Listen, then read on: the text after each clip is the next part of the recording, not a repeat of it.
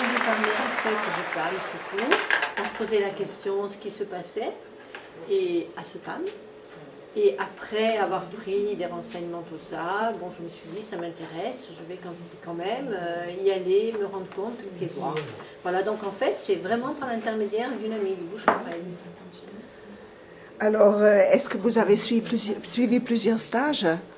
Oui, nous avons fait plusieurs stages, donc j'y ai participé, donc vidéo, photos, bureautique, des choses vraiment, vraiment intéressantes. Et vous avez un ordinateur à la maison, bien entendu. Bien entendu, oui. Et vous continuez à vous entraîner à la maison? Oui, disons que déjà quand on sort du PAM, on a hâte d'arriver à la maison et d'utiliser son ordinateur en vitesse pour savoir si on a tout compris. Parce que souvent, à la minute même ou à la seconde, on se dit bon ça y est, j'ai bien assimilé. Puis quand on est devant l'exercice à accomplir, c'est pas toujours le cas. Donc dès qu'on arrive, on se jette sur notre ordinateur. Donc avec une séance, après vous avez tout compris? Oui, assez je dirais. Bon, mais de toute façon, l'animateur qui est très sympathique revient sur des questions que nous n'avons pas bien assimilées, bien comprises. En ce qui me concerne, il y a des stages que j'avais fait auparavant, mais que j'ai refait. Et si Karl les met de nouveau en application, je les refais de nouveau. Donc vous voyez, comme quoi on peut refaire multiples... Donc à chaque fois, on apprend quand même toujours de nouvelles choses. Chaque fois, il y a des petites questions qui sont restées en suspens. Et chaque stage, même si on l'a déjà effectué, nous apporte quelque chose. Alors, est-ce que vous conseillerez à quelqu'un de venir? Ah oui, tout à fait. Tout à fait. Moi, il y a des amis dans mon entourage où on en parle et qui sont venus et qui reviennent. Oui, oui. C'est une chose vraiment à conseiller, surtout pour vivre, disons, avec son époque. Et de toute façon, on a besoin d'Internet et on a besoin de l'ordinateur, donc il faut venir au PAM. Merci pour cette interview.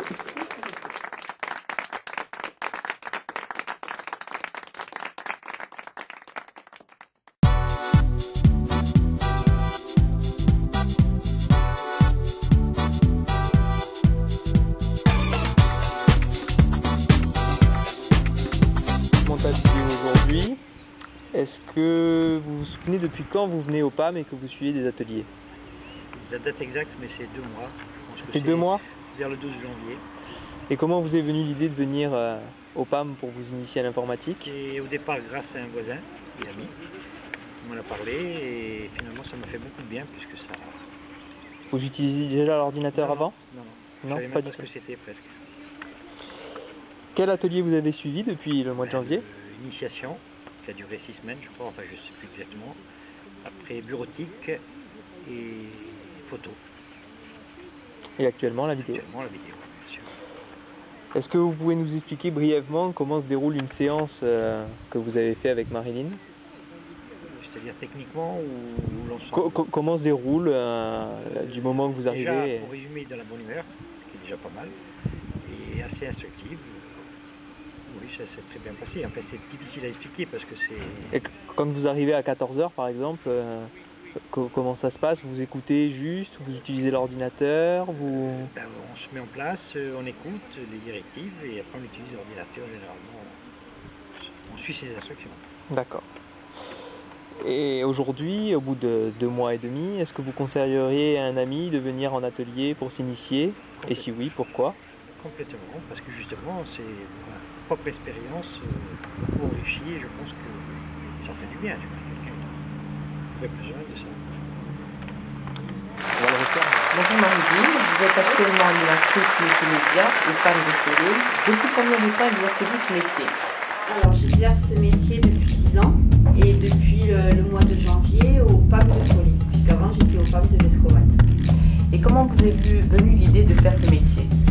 Alors c'est une longue histoire en fait, je voulais faire institutrice quand j'étais petite et puis pour des raisons personnelles j'ai pas pu le faire.